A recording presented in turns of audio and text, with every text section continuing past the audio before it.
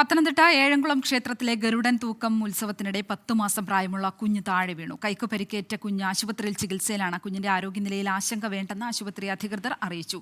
ഇതുവരെ പോലീസ് കേസെടുത്തിട്ടില്ല. സംഭവത്തിൽ റിപ്പോർട്ട് തേടിയ ബാലാവകാശ കമ്മീഷൻ അടിയന്തര നടപടി സ്വീകരിക്കാൻ പോലീസിന് നിർദ്ദേശം നൽകി.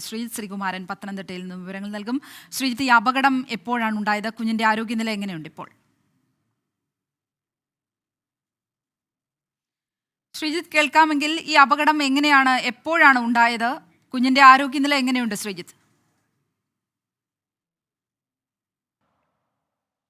ശ്രീലക്ഷ്മി, ഇന്നലെ വൈകുന്നേരമാണ് കുംഭമാസ ഭരണി പൂജ ഉത്സവത്തിനിടെ തൂക്ക വഴിപാട് നടന്നത്. ഇതാ ക്ഷേത്രത്തിൽ, തെക്കൻ കേരളത്തിലെ ഒരു പ്രസിദ്ധമായ ക്ഷേത്രമാണ് ഏഴംകുളം ക്ഷേത്രം.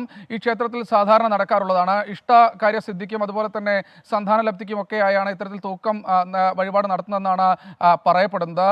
എന്തായാലും ആ തൂക്കം നടത്തുന്ന ആളുടെ കയ്യിൽ നിന്ന് കുഞ്ഞ് വഴുതി പോകുന്ന ദൃശ്യങ്ങളാണ്, ഭയങ്കരമായ അല്ലെങ്കിൽ നമ്മളെല്ലാവരെയും പേടിപ്പെടുത്തുന്ന ദൃശ്യങ്ങളാണ് ഇന്ന് ഉച്ചയോടുകൂടി പുറത്തു വന്നത്.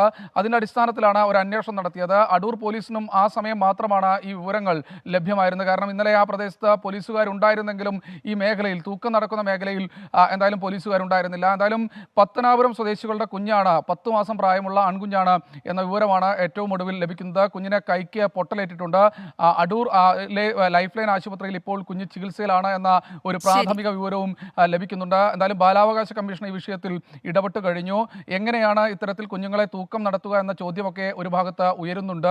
സ്വാഭാവികമായി ബാലാവകാശ കമ്മീഷൻ ഇപ്പോൾ തന്നെ ഒരു അടിയന്തര നടപടി സ്വീകരിക്കാൻ ഇവിടുത്തെ ബാലാവകാശ കമ്മീഷൻ അംഗം സുനന്ദയോട് സംസ്ഥാന ബാലാവകാശ കമ്മീഷൻ ചെയർമാനായ അഡ്വക്കേറ്റ് മനോജ് കുമാർ ആവശ്യപ്പെട്ടു കഴിഞ്ഞു.